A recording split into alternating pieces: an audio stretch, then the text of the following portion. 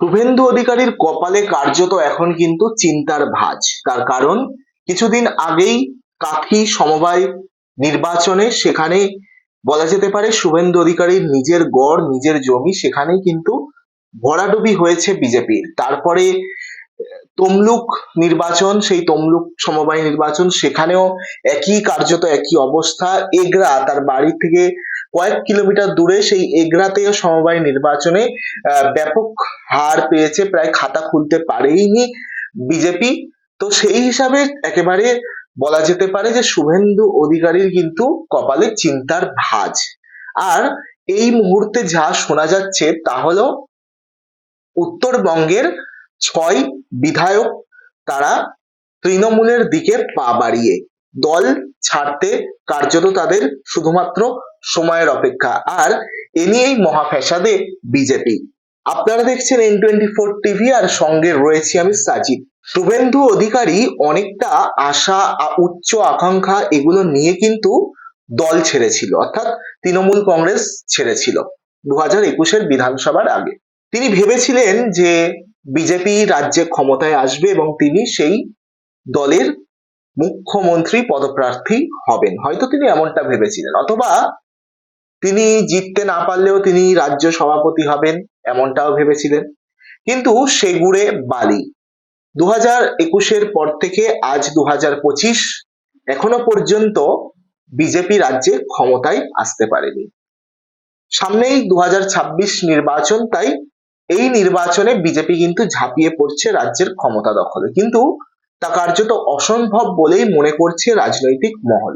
শুভেন্দু অধিকারীকে রাজ্যের বিরোধী দলনেতা করার পর একে একে বিভিন্ন নির্বাচন, শুভেন্দু অধিকারীর নেতৃত্বে যেসব নির্বাচন হয়েছিল, লোকসভা নির্বাচন থেকে শুরু করে পৌরসভা, এমনকি বিধানসভার যে উপনির্বাচনগুলো হলো, সমস্ত নির্বাচনে কিন্তু বিজেপি ভরাডুবি হয়েছে।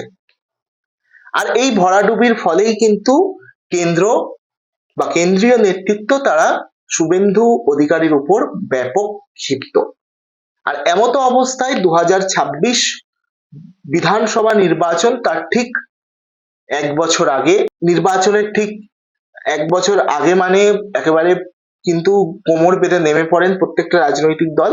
আর ঠিক সেই সময় কিন্তু বিজেপির উত্তরবঙ্গের বিধায়ক, অর্থাৎ উত্তরবঙ্গ, যে উত্তরবঙ্গ কিন্তু বিজেপির শক্ত ঘাঁটি, বিজেপি কিন্তু যেখানে রাজ্যের অন্যান্য জায়গায় ভরাডুবি হলেও যে উত্তরবঙ্গে বিজেপি ব্যাপক পরিমাণ জয় পেয়েছিল, সেই উত্তরবঙ্গ কিন্তু উত্তরবঙ্গের ৬ বিধায়ক তারা দল ছাড়তে চলেছে, এমনটাই কিন্তু সূত্র মারফত খবর। অতিরিক্ত ভরসা করে ফেলেছিল বিজেপি বা কেন্দ্রীয় নেতৃত্ব শুভেন্দু অধিকারীর ওপর। সদস্য সংগ্রহ অভিযানে আমরা দেখেছি যে মুখ থুবড়ে পড়েছে এ রাজ্যে বিজেপি। এই সদস্য সংগ্রহ অভিযান নিয়ে শুভেন্দু অধিকারী একটি বৈঠক ডাকেন কিছুদিন আগে। সেই বৈঠকে আপনারা জানেন 66 বিধায়কের মধ্যে 34 জন বিধায়ক কিন্তু অনুপস্থিত ছিলেন। তার কারণ কি? তার কারণ এই 34 জন বিধায়ক তারা কিন্তু কার্যত শুভেন্দু অধিকারী নেতৃত্ব মানতে নারাজ। তার কারণ শুভেন্দু অধিকারী যেমনটা তৃণমূলে থাকাকালীন নিজের একটা টিম, নিজের একটা গোষ্ঠী বানিয়ে ফেলেছিল, ঠিক তেমন ভাবে ওখানে গিয়েও সেই একই কার্যক্রম শুভেন্দু অধিকারী চালাচ্ছে, এবং যার ফলে কিন্তু আদি বিজেপি যারা, সেই আদি বিজেপি তারা কিন্তু তাদের সঙ্গে কিন্তু মতের পার্থক্য লক্ষ্য করা যাচ্ছে আমাদের রাজ্যের বিরোধী দলনেতা মহাশয়ের। তো যাই হোক, সেই কারণে কিন্তু 34 জন বিধায়ক তারা এই মিটিং এ বা এই বৈঠকে অনুপস্থিত ছিল। এটা কিন্তু বিজেপির জন্য কিন্তু অবশ্যই খারাপ একটা লক্ষণ।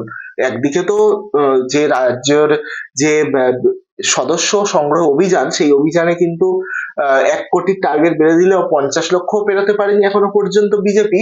তো সেই হিসাবে তখন এই যে নিজেদের মধ্যে একটা কোন্দল বা নিজেদের মধ্যে এই যে অনুপস্থিতি, এটা কিন্তু বিজেপির পক্ষে অত্যন্ত খারাপ একটা লক্ষণ। আর যে বিষয়টা বলছিলাম যে 6 বিধায়ক তারা উত্তরবঙ্গের, তাদের মধ্যে ইতিমধ্যেই 2 জন বিধায়ক তারা কিন্তু অভিষেক বন্দ্যোপাধ্যায়কে চিঠিও দিয়ে দিয়েছেন খুব শীঘ্রই খুব বেশি হলে 2 মাস তার মধ্যেই কিন্তু তৃণমূল কংগ্রেসে যোগদান করতে চলেছে 6 জনের মধ্যে 2 জন। বাকি 4 জন তারাও কার্যত সময়ের অপেক্ষা, তারাও যোগ দেবে। এবং যে 34 জনের কথা বলছি সেই 34 জনের পুরোটাই কি যোগ দেবে এমন কোনো খবর এই মুহূর্তে নেই। তবে 6 জন দিয়ে শুরু হলো, অর্থাৎ 6 জনের মধ্যে 2 জন দিয়ে শুরু হলো, আস্তে আস্তে আরো 4 জন, তারপরে আরো এখনো বিধানসভা যে নির্বাচন 26-এ তা এখনো প্রায় 1 বছর হাতে রয়েছে। তো তার মধ্যে এই 6 জনের হওয়ার পরে আরো কিন্তু বিধায়করা যোগ দিতেই পারে, যেমনটা আমরা সেই 2021-এর বিধানসভা নির্বাচনের আগে তৃণমূল থেকে বিজেপিতে যাওয়ার হিড়িক আমরা দেখেছিলাম। সেই একই কিন্তু পথ অনুসরণ বা একই ঘটনা আবারও ঘটতে পারে রাজ্যে। আপনারা হয়তো জানবেন যে 2 জন চিঠি দিয়েছে তার মধ্যে একজনকে আপনারা খুব সহজে আইডেন্টিফাই করবেন যদি এই ঘটনাটা আপনাদের সামনে উল্লেখ করি, যে কিছুদিন আগে বিধানসভায় শীতকালীন অধিবেশন হয়। সেই শীতকালীন অধিবেশনে কোনো একটা বিষয় নিয়ে বিজেপির প্রত্যেকটা বিধায়ক শুভেন্দু অধিকারীর নেতৃত্বে তারা বয়কট করে ওয়াক আউট করে, বিধানসভা বাইরে চলে আসে। কিন্তু সেই মুহূর্তে তখন সেখানে বসেছিলেন ওই বিধায়ক, তিনি কিন্তু শুভেন্দু অধিকারীর নেতৃত্বে ওয়াক আউটে যোগ দেননি, তিনি তার সিটে তার চেয়ারেই কিন্তু বিধানসভার ভিতরে বসেই ছিলেন। সেই বিধায়ক, সূত্র মারফত খবর, সেই বিধায়ক সবার আগে বিজেপি থেকে তৃণমূলে যোগ দিচ্ছে। অপেক্ষা করতে হবে আর 1.5-2 মাস, তার মধ্যেই কিন্তু যোগ দেবেন ওই বিধায়ক, সঙ্গে আরো 5 বিধায়ক। শোনা যাচ্ছে বিজেপির উচ্চ নেতৃত্ব সুকান্ত মজুমদার সহ অন্যান্যরা তারা এই 6 বিধায়কের সঙ্গে কথা বলছেন, তাদেরকে বোঝানোর চেষ্টা করছেন যাতে কোনোভাবে তারা দল থেকে না যায়।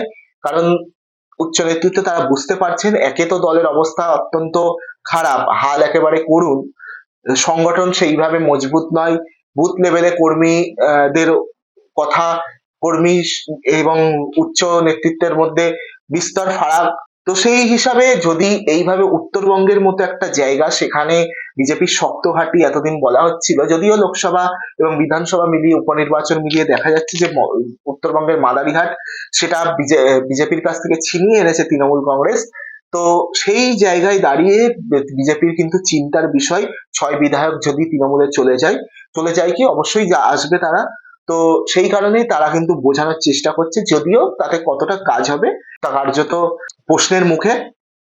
তো যাই হোক, আর আমাদের খুব বেশি হলে 1.5 থেকে 2 মাস অপেক্ষা করলেই আমরা দেখতে পাবো কোন 4 এবং কোন 2 বিধায়ক তারা যোগ দিতে চলেছে বিজেপি থেকে তৃণমূল কংগ্রেসে। আপনাদের কি মনে হয় এই 6 বিধায়ক যদি তৃণমূল কংগ্রেসে যোগ দিয়ে দেয় তাহলে বিজেপির কতটা ক্ষতি হবে, বিশেষ করে উত্তরবঙ্গের মতো একটা জায়গায় সেখানে বিজেপি কতটা ক্ষতির সম্মুখীন হবে? আপনাদের যদি কোনো মতামত থাকে অবশ্যই জানাবেন কমেন্ট বক্সে এবং নজর রাখবেন N24 টিভিতে।